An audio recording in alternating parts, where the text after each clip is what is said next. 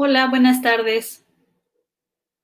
Mi nombre es Paulina Romero, soy psicóloga de niños y de adolescentes, especializada en terapia cognitivo-conductual. Estamos hoy aquí reunidos porque tenemos un webinar preparado para psicólogos y docentes del equipo de capacitación y enseñanza de Proyecto DA. Y si les parece bien, podemos comenzar con nuestro webinar del día de hoy, que es confinamiento infantil en tiempos de pandemia. Si pudiera alguien que esté conectado hacerme saber que nos vemos y nos escuchamos bien, sería bastante útil. Ok.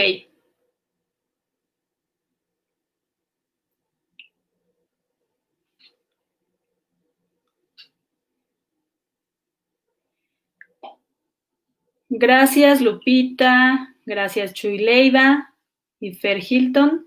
Ay, muchas gracias. Sí se ve y se escucha bien. Ok, eso me importaba. Gracias, Adriana Torres. Bueno, gracias a todos los que se están conectando.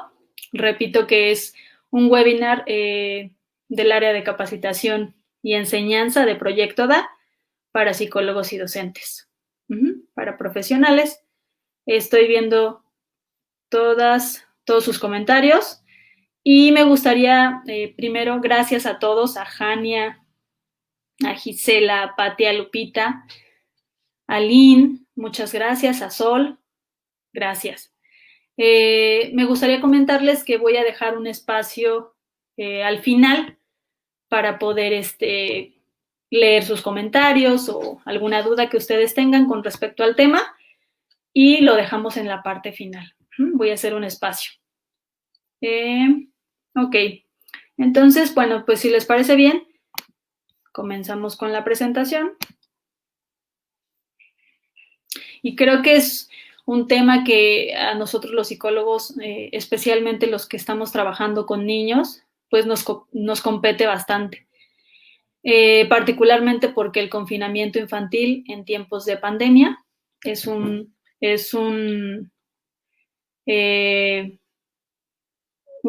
desafío que posiblemente dure un buen tiempo.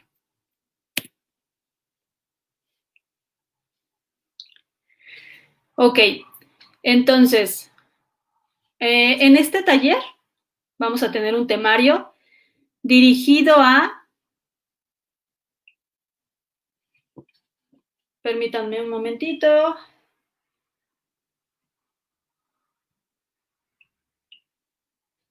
Ya. Vamos a tener un temario dirigido a una introducción. Vamos a revisar el objetivo del taller. Y vamos a revisar dos partes. El webinar va a estar dividido en la primera parte, que es lo que vamos a compartir aquí, que es cómo afecta el confinamiento a los niños y niñas. Y por supuesto que los compañeros, colegas que decidan entrar al taller completo, verán las estrategias para gestionar dificultades derivadas del confinamiento, ¿no? Entonces vamos a ver solo la primera parte. Respecto a la primera parte, pues nuestro objetivo va a ser conocer las diferentes afectaciones en la población clínica que atendemos, infantil, derivadas del confinamiento por COVID. Esperemos que los colegas se animen y se inscriban al taller completo para que veamos la segunda parte. Bueno, yo observo esta imagen y realmente me impresionó. Se las quise compartir porque fue algo que me dejó un poco boquiabierta, ¿no? El mundo se está enfrentando a un reto global más importante desde de la Segunda Guerra Mundial. Entonces, pues eso nos da gran visión de lo que estamos viviendo, ¿no? Hacia dónde estamos, en dónde estamos caminando. La enfermedad por coronavirus es algo de gran envergadura y ahorita lo vamos a ir revisando, ¿no? Desde lo macro hasta lo micro. Este brote epidémico comenzó, ya sabemos que en diciembre del 2019, y pues lo vamos a ir revisando. Ok, viéndolo como una parte de la introducción, sabemos que hay dos medidas básicas que nos están indicando las autoridades sanitarias. Una es justamente la distancia, ¿no? El distanciamiento social, y la otra es el confinamiento. Y cómo esto está afectando y está siendo algo muy amenazante para nuestros niños, para nosotros mismos como adultos, para los adolescentes, para los adultos mayores, y qué impacto va a tener esto, no solo en este momento y durante la pandemia, sino el post-pandemia, ¿no? Va a haber un efecto muy importante, tanto en lo sanitario, como en lo laboral, como en lo económico, como en lo social, ¿no? Entonces, esto es un evento mundial sin precedentes que sí está teniendo un impacto muy importante, ¿no? Sobre todo por estas dos medidas que son distanciamiento social y confinamiento. Y bueno, pues un poco revisando de nuevo esta parte de la adversidad psicosocial a la que nos estamos enfrentando, nosotros, sí, como psicólogos, como profesores, como familias, ¿no? Como integrantes de familias, sea como sean nuestras familias, y por supuesto niños, ¿no? Que atendemos. Entonces, bueno, sabemos que los niños y los adolescentes con un trastorno psiquiátrico pueden presentar una exacerbación de sus síntomas, ¿no? Esto va a ser muy importante que lo tengamos contemplado porque son justamente la población que nosotros tenemos atendida y justamente los niños que atendemos y que vemos en el día a día, ahora en la parte en línea. Entonces, bueno, la amenaza que es como tal el contagio, ¿no? Las medidas preventivas, todas estas cosas van a ejercer una presión que van a afectar al núcleo familiar, a los niños y a sus papás, toda la familia. El confinamiento, por su parte, es una medida que ha generado pues desempleo, por supuesto, y eso no olvidemos que cuando la parte económica se ve afectada, por supuesto que puede incrementar la violencia, ¿no? Intrafamiliar, el consumo de alcohol, el consumo de otras sustancias. Entonces, todos estos factores van siendo de lo macro. Ahorita vamos a ir revisando como a lo micro con cada población clínica que nosotros podamos tener, puede ir afectando. Pero justamente es importante que lo veamos desde lo macro también, como los papás, muchos de ustedes lo sabrán también, muchos perdieron su empleo, muchos no lo perdieron, pero sufrieron una reducción de su salario, ¿no? Y esto pues trae muchas consecuencias, ¿no? En la parte familiar. Bueno, pues un largo periodo de cuarentena, las restricciones a la libertad, por supuesto que van a ser un factor de riesgo con un mayor impacto psicológico en nuestras poblaciones, en nuestros niños. Entonces, es importante que consideremos. Y en este estudio, pues, nos hablan, nos dan esta lámina donde se ven todas las repercusiones, ¿no? Lo que implica estar aislado, ¿no? Muchas familias no tienen un ingreso fijo, sino son trabajadores independientes, entonces tenemos que considerar que ahí hay una crisis económica. Si es uno de los padres que tiene un empleo independiente, pues tal vez el otro se sienta un poco más presionado y tal vez al otro también le redujeron el salario, tal vez está saliendo y como les decía, ¿no? El impacto de estar saliendo y estar amenazado frecuentemente por esta parte de contagiarse, pues eso genera crisis social, genera crisis económica, el miedo que podemos compartir todos a enfermar, ¿no? A enfermar de forma grave, la muerte de un familiar, que es algo que nos está, por decirlo vulgarmente, pues pisando los talones, ¿no? Como suele decirse. No tenemos idea de quién, cuándo y dónde pueda morir algún familiar. Entonces, esa impresión y ese estrés y esa presión la reciben también los niños, ¿no? Y además, pues hay muchas familias que sí han perdido ya algunos seres queridos. Entonces, es una crisis, como les decía, sanitaria, social, emocional, ¿no? Hay estrés, hay desempleo. No olvidemos que no solo los niños pueden haber interrumpido su tratamiento psicológico, sino también muy posiblemente los papás entren en un estado de ansiedad o de depresión, como les decía, ¿no? El consumo de bebidas alcohólicas también se puede incrementar. La violencia intrafamiliar, no olvidemos que la escuela al final es una red de apoyo de los niños. Y esa red se cortó, y se cortó de un día para otro. Entonces, esa red de apoyo, hay muchos niños, espero que la mayoría de sus pacientes no estén, de sus consultantes no estén atravesando por esto, pero hay muchos niños que la escuela era su mejor lugar. La escuela era su espacio seguro. La escuela era donde a lo mejor comían mejor, donde estaban más atendidos, donde tenían amigos que no tienen ese apoyo o esa red en casa. Entonces, no olvidemos que eso se les acabó de un día para otro. Entonces, esa implicación es muy importante, ¿no? Posiblemente, y estoy yéndome a un extremo, pero es real, posiblemente sea la escuela el único lugar donde reciban un buen trato y se cortó. Entonces, eso también lo debemos tomar en consideración como un factor de adversidad. Bueno, pues ya lo vimos, ¿no?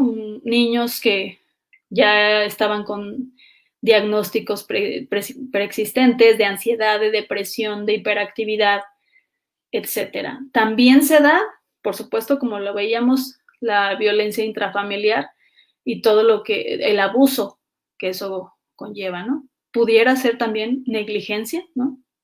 Claro que sí, también es otra forma de abusar. Y bueno, los estudios son escasos, pero tenemos algunos. Aquí les voy a compartir algunos que nos van a servir mucho como psicólogos, como docentes, para ir preparando el terreno de post-pandemia, sí, por supuesto, y ver dónde estamos parados en este momento, ¿no? Bueno, un estudio nos arrojó estos datos, factores como una cuarentena pero tan prolongada, ¿no? El temor a infectarnos, a contagiarnos, la frustración, sobre todo el aburrimiento, ¿no? Díganme quién no se ha sentido en ciertos momentos frustrado, aburrido, ¿no? Con necesidad de contacto con compañeros, con profesores. Esto es muy importante y lo he visto en muchos consultantes también, ¿no? La falta de espacio en la casa. Muchos niños tendrán unas casas grandes con una habitación propia, muchos no. Muchos dormirán 3 hermanos en una sola habitación y otra para los papás. Muchos compartirán vivienda con abuelitos, con tíos, ¿no? Entonces, por supuesto que hay una falta de espacio y por supuesto que eso genera un impacto psicológico. Ya habíamos dicho, ¿no? Las pérdidas de los seres queridos, por supuesto que van a generar repercusiones y hay que estar con los ojos muy abiertos y las orejas también para escuchar cómo se sienten los niños, cómo lo están llevando. Por supuesto, y como en todos los factores de adversidad a los que están y estarán enfrentados los niños, siempre y cuando haya un adulto, no estoy diciendo, ojo, no estoy diciendo papá o mamá, puede ser un adulto muy significativo, un abuelo, una abuela, una tía, que pueda mantener cierta estabilidad y tranquilidad y que le acompañe a ir acomodando cada uno de los eventos que vayan cambiando, ¿no? Y le acompañe, por supuesto que la repercusión psicológica va a ser muy diferente. Quiero ver cómo voy en tiempo. Vamos bien. Bueno, esto también tenemos que considerarlo siempre, ¿no? Factores individuales de cada niño que atendemos, ¿no? Su temperamento, ¿no? Por supuesto, cuántos antecedentes de adversidades pasadas ha enfrentado este niño, cómo las ha enfrentado, las ha superado, se ha atorado algunas veces en alguna. Ajá. ¿Cómo es su estilo de enfrentamiento, de afrontamiento, perdón? ¿Cómo responde? Usualmente, ¿cómo responde ese niño, esa familia, ¿no? Y algo muy importante, la resiliencia. ¿Qué tan resiliente es el niño?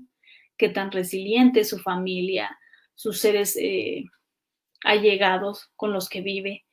Hay familias que tienen un estilo de afrontamiento mucho más efectivo, ajá, y pueden reorganizar su estructura familiar un poco más rápido, un poco más eficientemente, y hay familias que se van a atorar un poquito más o les va a llevar más tiempo. Entonces, estas familias hay que apoyarlas más, ¿no?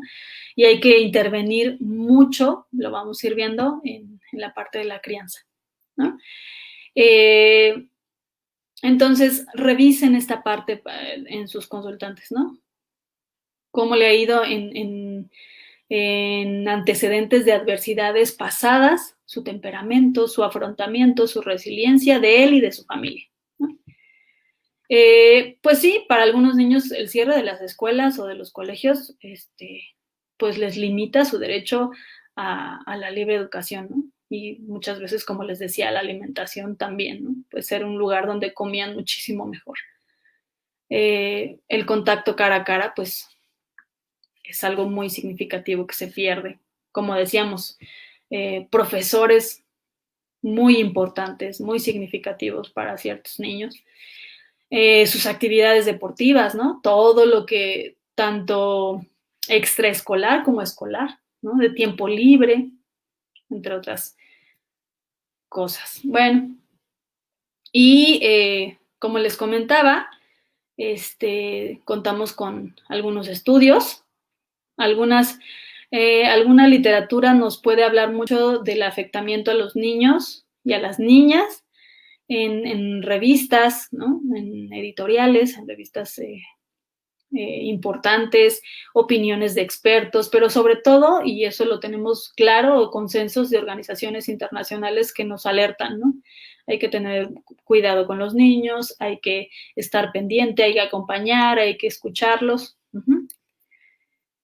Y bueno, ahora vamos como un poco más acotarlo a la población que posiblemente estamos atendiendo, ¿no?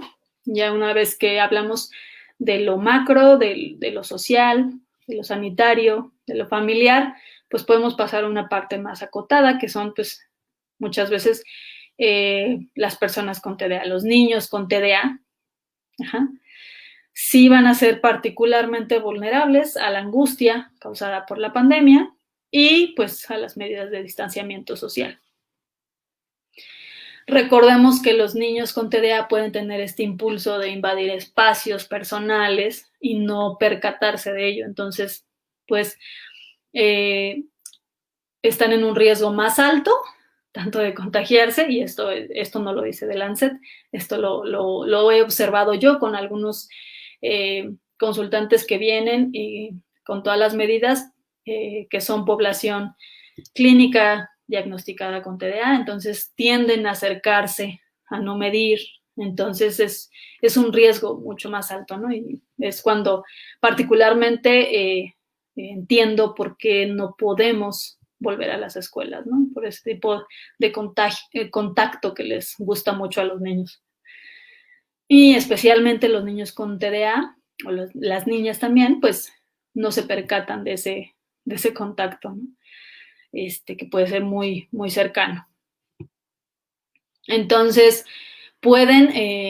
esta población clínica puede, por supuesto, mostrar un aumento de problemas de conducta.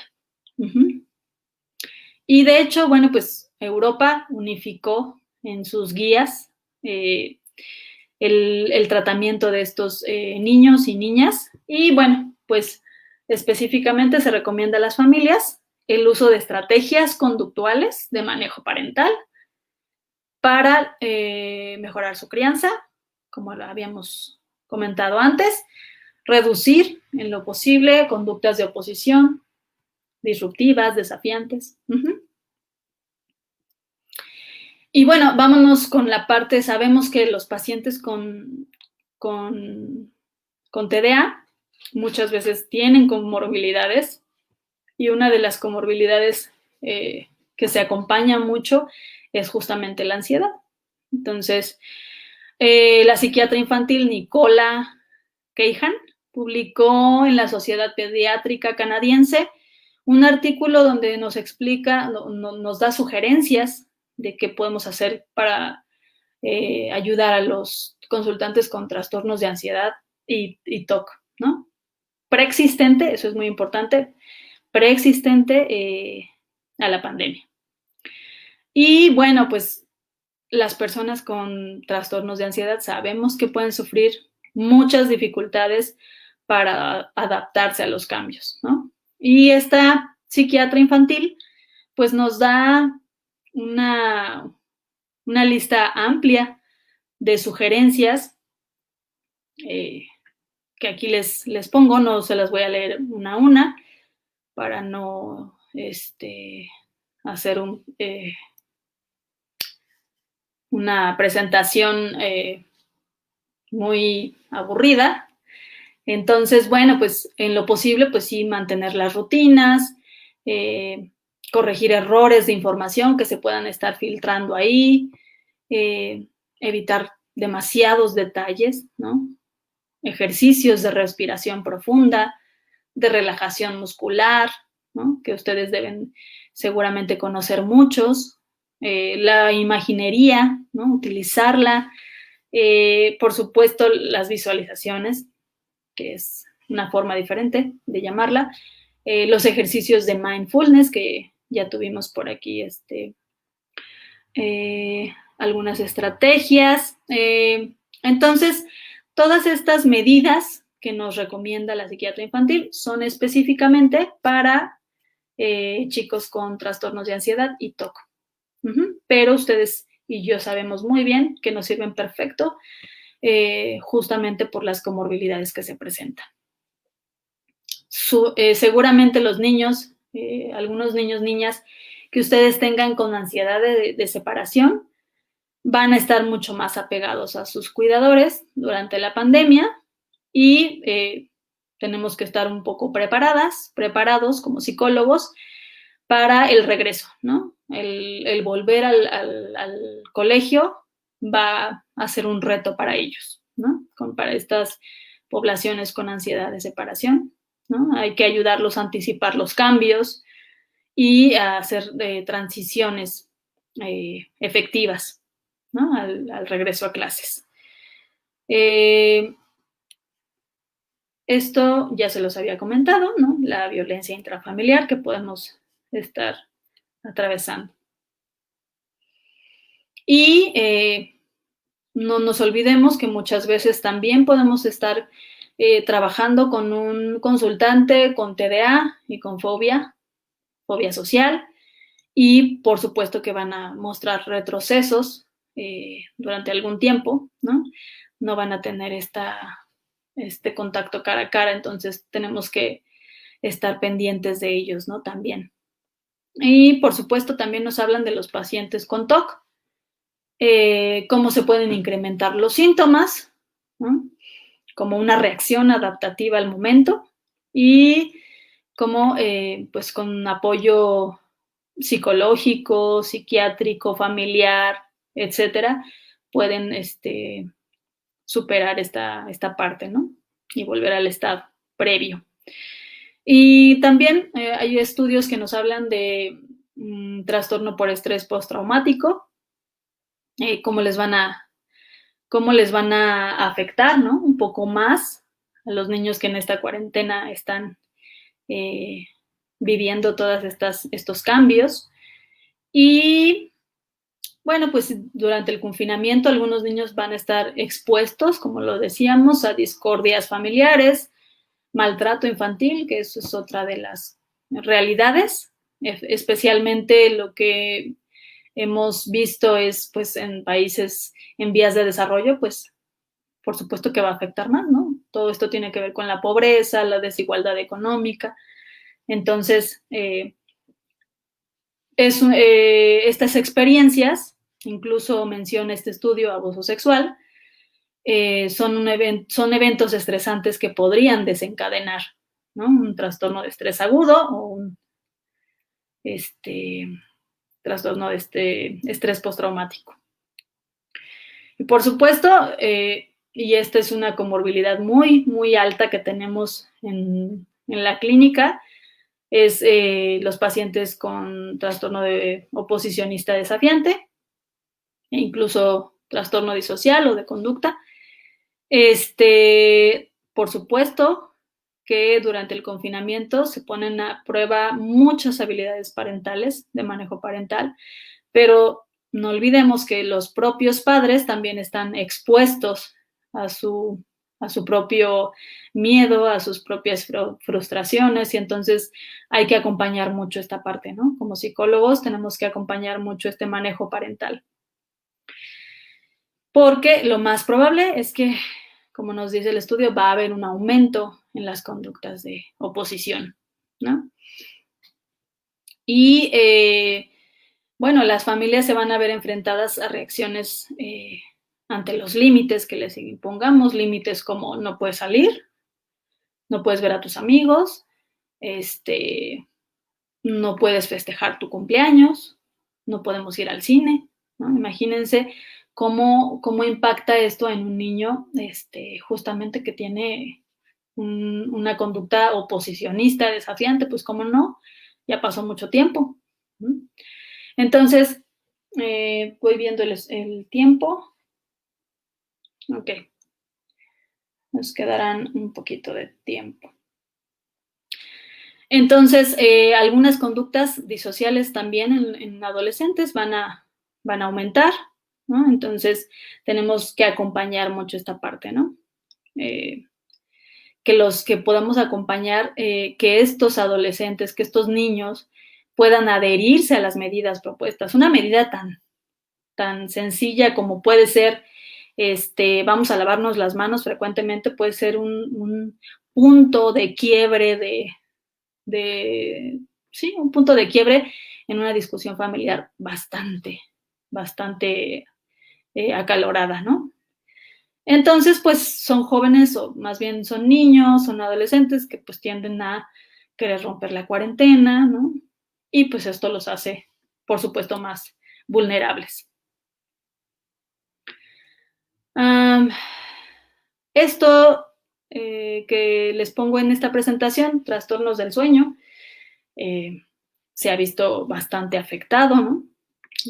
Por cambios en la higiene del sueño, no tenemos mucha actividad física, si no nos proponemos y no nos buscamos el espacio y la oportunidad para hacerlo.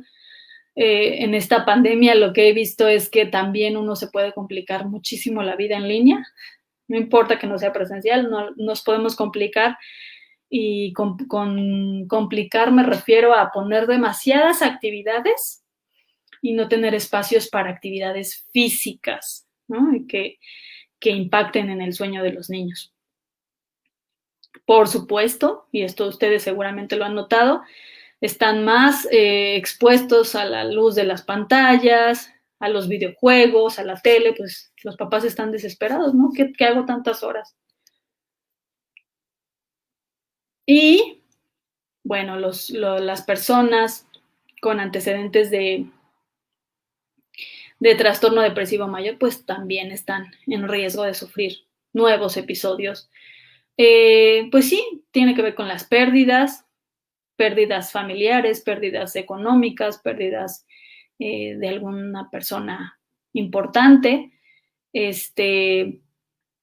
y bueno, pues el aislamiento, ¿no? Por sí mismo también, ¿no? Entonces, todo lo que viene después, ¿no? De los rituales funerarios, que hasta eso son o han tenido que ser muy diferentes. Entonces, esto nos puede acarrear depresión o, por supuesto, duelos complicados, ¿no? Entonces, pensemos en niños y pensemos también en los papás, que muchas veces traen a los niños a que podemos trabajar con ellos, pero ellos pues ya traen sus propios problemas, depresiones de antes de la pandemia. Y bueno, pues esto es importante, nos dice en la Universidad de Chile, se los quise traer porque nos habla del juego, ¿no? Todo lo que nos puede, todo lo que hace en un niño, especialmente en los niños pequeños. Pónganse a pensar en los niños que apenas iban a entrar a preescolar, ¿no? Cómo esto está afectando, cómo se están yendo meses importantes, hitos del desarrollo que pues ahora les pasaron la batuta a los papás, ¿no? Y ahora tú tienes que hacer la estimulación y ahora tú tienes que, para que no se pierda ese tiempo valioso, ¿no?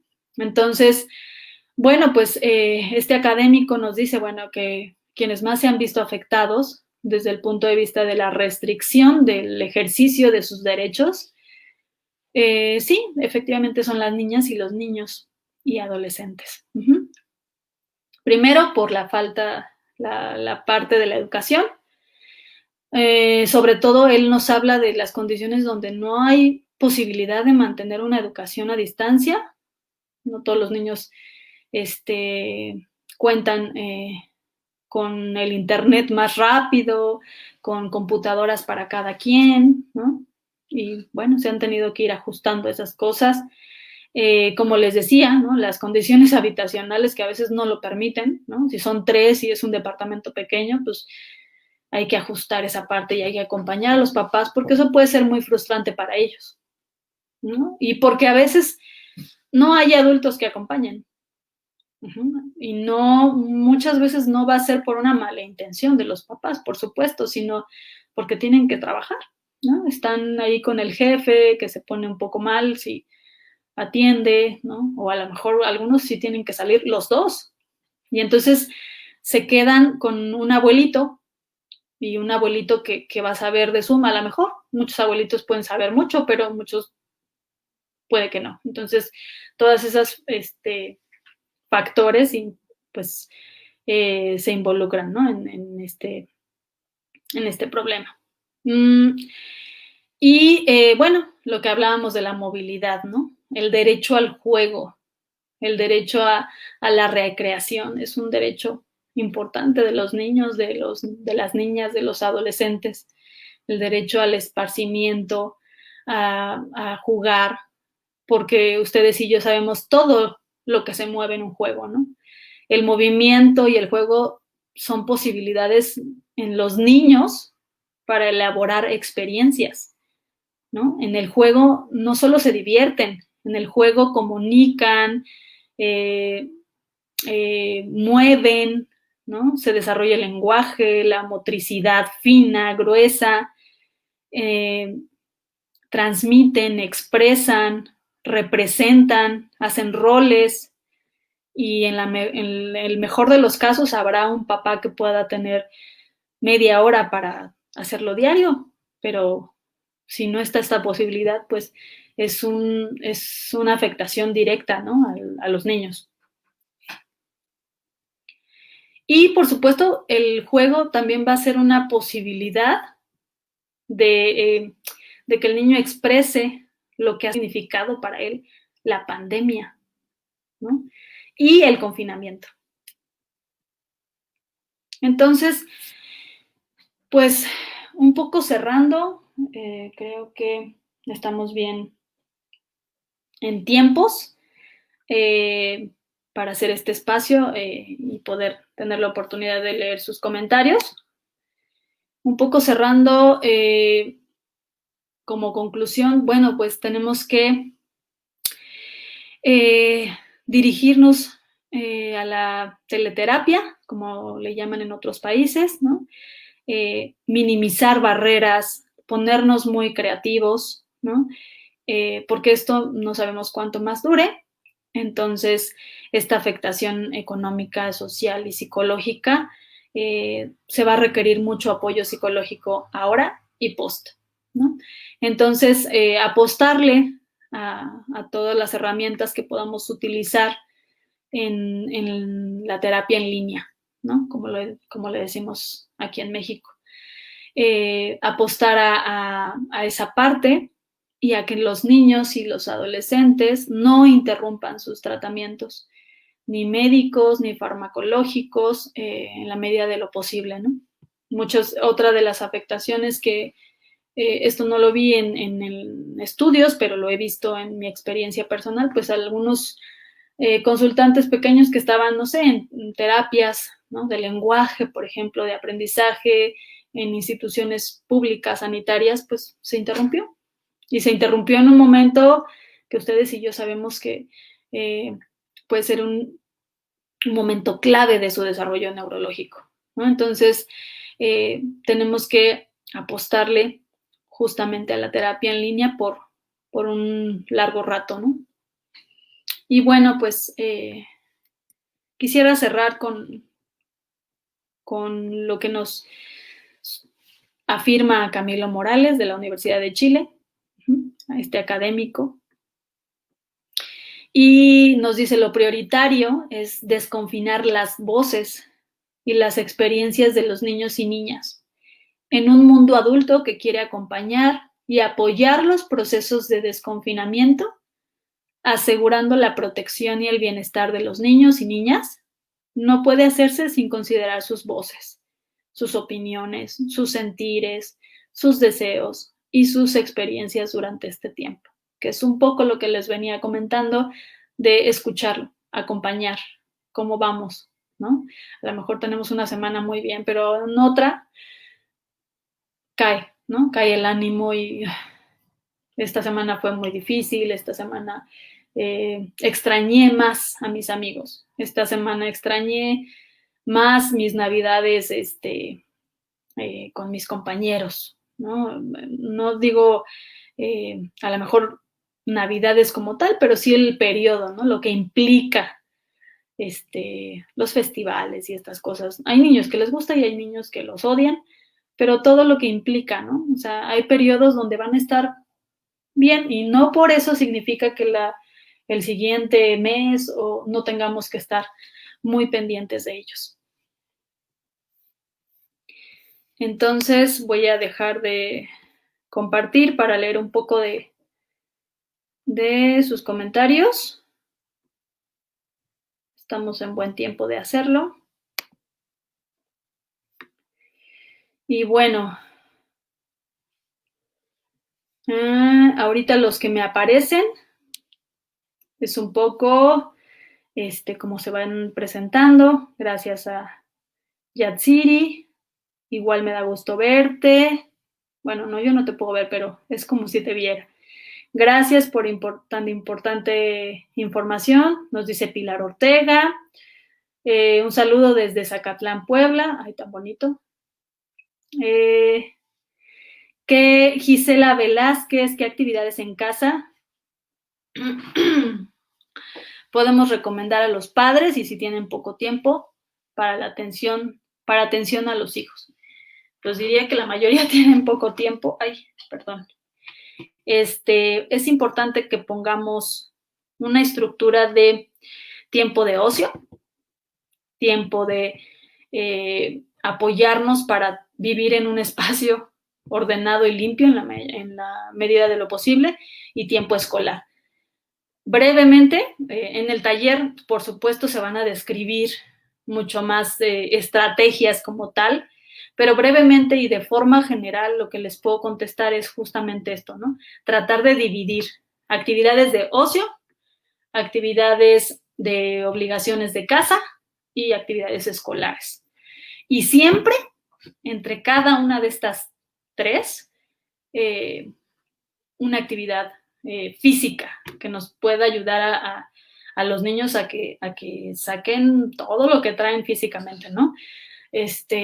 Pueden ser 5 minutitos de una pausa, de correr un ratito, de caminar, de hacer algún ejercicio de relajación, como les había dicho, de meditación, de yoga, de algún ejercicio ¿no? Un ejercicio chiquito, breve. Los niños necesitan ejercicios chiquitos de 3 minutitos, ¿no? O incluso puede ser un ejercicio de estiramientos y ya. Gracias, Rosalinda Cabrera, muy interesante. ¿Qué pasa si el tiempo... Gabriela Gutiérrez nos comenta algo muy importante también, ¿no? Que es lo que estamos viendo ahorita. ¿Qué pasa si el tiempo de ocio lo pasan en pantalla, compu y de videos, ¿no? ¿Qué pasa? Que nosotros como adultos nos estamos quedando cortos en la creatividad. No es que esté mal o que esté bien que estén o no en pantallas, ¿no? Hay que, observar mucho qué están viendo. Lo que sí he visto en consultantes es una exposición a juegos, determinados juegos, para cada niño es diferente. Sí los puede poner un poco ansiosos, irritables. Entonces, observemos eso. ¿Cuál es el juego que yo en particular noto que pone a mi hijo súper inquieto, súper irritable? Entonces, disminuir ese tiempo y en cambio, pues sí, intentar poner actividades de movimiento. Por supuesto que va a ser difícil competir con un videojuego que está hecho para eso, para entretener, para dar gratificaciones inmediatas, ¿no? Por supuesto que va a ser difícil, pero ahí nosotros los adultos tenemos que ponernos bien creativos y pensar, a ver, ¿qué le gusta a este niño? No, pues a este niño le encanta los cómics. Oye, ¿y si hacemos un cómic, un pedacito hoy, un pedacito mañana, y así vamos haciendo? A este niño le gusta el baile, pues vamos a bailar un ratito de pantalla y un ratito de baile. Entonces, ponernos creativos, ¿no? Y observar muy bien. O sea, no quiero generalizar que los videojuegos, no es el punto. El punto es observar a cada niño cómo se pone después de que juega tanto tiempo, tal videojuego, ¿no? ¿Todo bien? Ok, entonces ir mediando esto, ¿no? La parte de los tiempos y la parte de la creatividad de nosotros.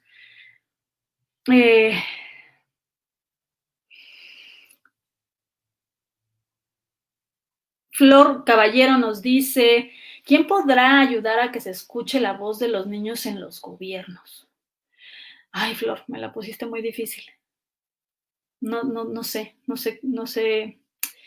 qué responderte ante esta pregunta. Creo que es algo muy importante, sobre todo porque todo lo que hablamos de lo social, lo macro a lo micro, tienes toda la razón. No tengo idea de quién nos podrá ayudar a que se escuchen esas voces. Muchas gracias, Yuri Onofre. Sandra nos hace un comentario. El juego es el principio pedagógico que permite desarrollar habilidades y potenciar el aprendizaje, además de activar la creatividad y socialización entre sus pares. El juego es transformacional a todas las actividades que pueden llevar a cabo. Muchas gracias, Sandra. Es un comentario muy valioso. Gracias por la aportación. Dice Mari Reyes, ha sido difícil sacarlos de las pantallas. Yo creo que a todos. ha sido difícil para todos salirnos un poco de las pantallas, ¿no? Y un poco hacer estos ejercicios de estiramiento, de meditación, de respiración, de relajación, de mindfulness. Vamos a agarrarnos de todos esos recursos. Por algo están, e incluso hay aplicaciones para niños. Araceli nos dice, las rutinas fomentan hábitos y les ayuda a ser más, por supuesto. Muchas gracias, Araceli. Las rutinas, si las perdemos, híjole, para después recuperarlas nos va a costar mucho trabajo. Gracias. Sandra Patricia, por lo tanto hay que potenciarlo de manera lúdica, entretenida, dar espacio a lo espontáneo, claro, y observar y mediar, acompañar en todo momento. Esa es la parte importantísima. No sabemos, ni siquiera nosotros adultos sabemos qué suceda, pero acompañar ya es algo, ya es hacer algo. ¿Qué te pasa? ¿Cómo estás? Hoy, ¿cómo te sientes? Hoy observo que estás muy callado, necesitas un tiempo o quieres platicarme algo, ¿no? Observar, observar, observar. Ahorita los papás también tienen una carga impresionante de maestros, psicólogos, todo. Y gracias, Sandra, pues sí, las responsabilidades de todos. Gracias a Juanita Huerta por su comentario. Mis hijos realizamos actividades. Lupita Velázquez nos dice, mis hijos realizamos actividades en tiempo de ocio. Muy bien, juego con mis hijos a las escondidas, bailamos, inventamos un juego que le llamamos el zombie. Eso es la creatividad. Muchas gracias, Lupita Velázquez. Gracias al comentario de Sandra Patricia. Nos retroalimentamos todos, sí, por supuesto, ustedes y yo. Saludos desde Mexicali, Baja California. Wow. Gracias, saludos. USAER 3 y USAER 7, excelente tema. Muchas gracias, Mayra Castro, por tu comentario. Saludos hasta allá. Y bueno, pues creo que estamos bien en tiempo. Les ofrezco una disculpa, bueno, 2 comentarios. Les ofrezco una disculpa por los que no alcancé a leer. Ahorita ya pude subir los comentarios de sus apoyos de que todo estaba bien. Desde Sandra Patricia Vargas, desde Chillán. Christopher Barrera, soy licenciado en Educación Física. ¿Soy TDA? No eres TDA. Eres una persona con TDA. Cristóbal, desde Mérida. Gracias, Araceli Cabrera. Todos los profesionales que estén acompañándonos aquí saben que vamos a tener la segunda parte de este taller, que es la parte que les dije que son las estrategias, ¿no? Entonces, están súper invitados a concluir esta parte, ¿no? Esta fue una probadita. Pilar Ortega, desde Sandy Beethoven, Alcaldía Cuauhtémoc. Muchas gracias. Berta Vaqueiro desde Campeche, un saludo hasta allá. Creo que... Eri Vázquez Montt nos dice, muy cierto lo que comenta, los niños lo expresan en las sesiones virtuales. Y déjenme ver, por acá veo nuevos comentarios.